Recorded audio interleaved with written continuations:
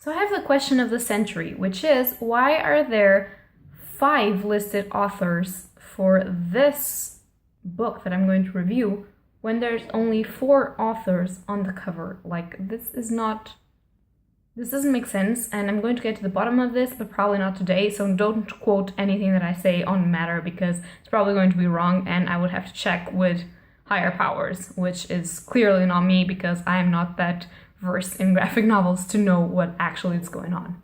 Hello beautiful bookworms, my name is Katarina and welcome to my channel, and today I'm going to be reviewing for you guys a graphic novel, as I already prefaced, obviously. And for those of you that have seen the title of this video, you already know what I'm going to review, or maybe not, because this graphic novel is actually very heard of, which is kind of strange. I think it's a little bit underrated, and that's why I wanted to talk a little bit about it, and because my boyfriend told me to do a review of this graphic novel and to read it and just push it down my throat, like, for a lot of times. So I was kind of scared and I did it under pressure. I'm sorry. No, I'm kidding. I really enjoyed this graphic novel, and obviously I wouldn't do a review on my channel if I haven't, or if I considered that it was a bad graphic novel, I would advise you not to buy it, but that's not the case. I really enjoy it. So without further ado, let's just progress into the review, because I am digressing here, and that's never good, even when you don't have natural light. So the graphic novel that I'm talking about is God Country, and we have a problem in here because there's only 4 authors listed, but when you go to the back to see their entire name, there's 5 authors in here. And I don't get it, but supposedly, for what is rated in the cover, it should be God Country by Donny Cates, Jeff Shaw, Jason Wordy, and John J. Hill. So, that's what's here. And I'm just gonna pretend that the other dude doesn't exist, and I'm going to ask someone why he's there. So, God Country is actually just this standalone graphic novel, which I wasn't actually expecting, because every time that I get a trade to read from my boyfriend, it's because there's tons of comics that come after, and it's really disturbing. But this one is pretty easy to get to. It's just a small book.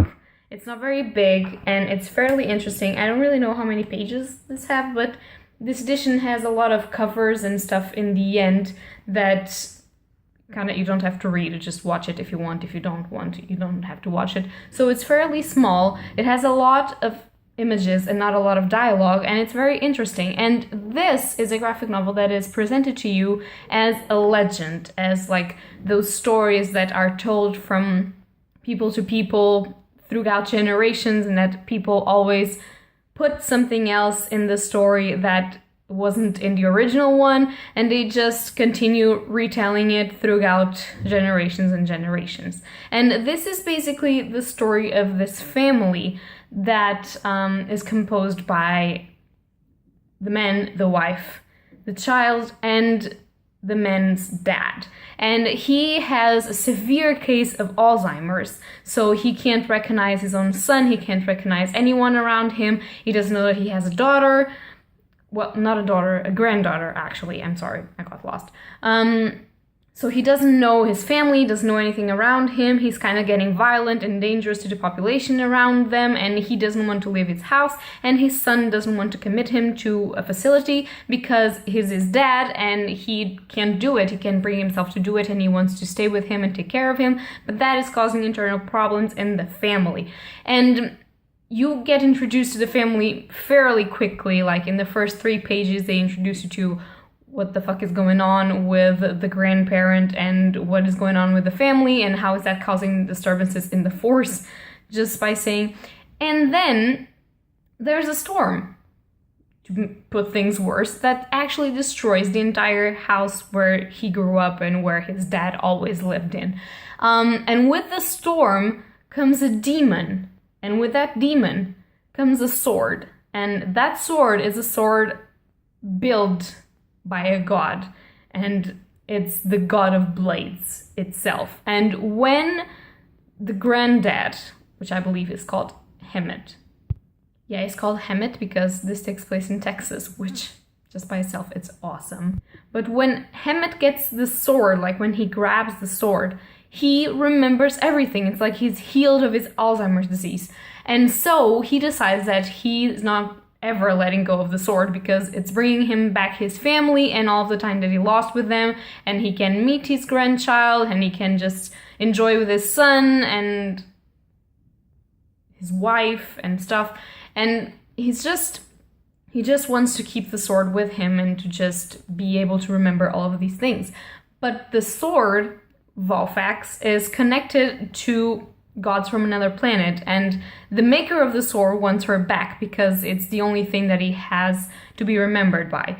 And so he sends his children to Earth and a lot of armies to get the sword back. So basically what we have here is an old man with his family that just wants to be able to remember his family, to have to fight against hordes of demons and creatures of other worlds to just keep the sword. And to the point where you start questioning yourself, is that the right decision to make or not? So I put the book down because I was starting to get fairly heavy on my arm. But yeah, this is the basic premise of the book, and I'm not going to explore anything else because already I kind of talked to you about the first part of the book, which you kind of have to know to get into the book, but kind of also spoiled you mildly. But yeah, don't worry because there's a lot of things there. But I really enjoyed this graphic novel because it has the prominent theme of what is a legend and what you leave behind when you are gone and what is family. And that for me was fairly important to read, and that was fairly important to just understand the perspective of these authors about what various types of family exist and what is a family and what should be the things that you leave behind when you're gone. And that was really beautiful. I can't say anything else about this because already saying this, it could be considered a spoiler or not, but I think that obviously you have to have in mind that if you've had a familiar with, like a family member with any kind of disease like dementia or Alzheimer's, and I know that they are different, but I'm just grouping them together. It might not be easy to read this book, but at the same time, I think it will be a beautiful way of remembering them and of just be with them for a little bit and to just understand the struggles that they are going through, which I don't mean that you don't understand already, but I just wanted to say that this is, I don't believe the representation is wrong in this book. I think the representation is done correctly. We are seeing a severe case of Alzheimer's. We are seeing a family destroyed, but then coming back together. And I think that it is a fairly important graphic novel and really amazing. It's obviously fantasy because you have other worlds, you have a sword, you have magical powers and everything and demons, but obviously throughout the fantasy you can pick up a lot of different day-to-day kind of things that form families or by other means take them apart. And it's fairly interesting to read and fairly interesting to see. So I do recommend that if you are not used to graphic novels, if you don't really start reading them, to just pick this up and read it because it's a fairly small trade. It's just one and the story is finished, and you have a lot of emotions throughout the story and you have a lot of things that you can relate to. Even if you don't like fantasy, you have a lot of human, normal, daily things that you can relate to, and then you have obviously a little bit of kind of a lesson, in my opinion, that you learn with the story. But that's just my opinion, and I can't disclose a lot more about it because I would be spoiling you for the ending of the novel. So yeah, guys, these are my thoughts and mini kind of review about God Country. I really enjoyed this graphic novel. I am thankful to my boyfriend for saying, read this woman and just do a review about it because I really enjoyed it. And yeah, guys, that is all for today. If you know anything about this graphic novel, comment down below. And if you want, please leave a like or subscribe. And yeah, guys, happy readings to you all. Bye!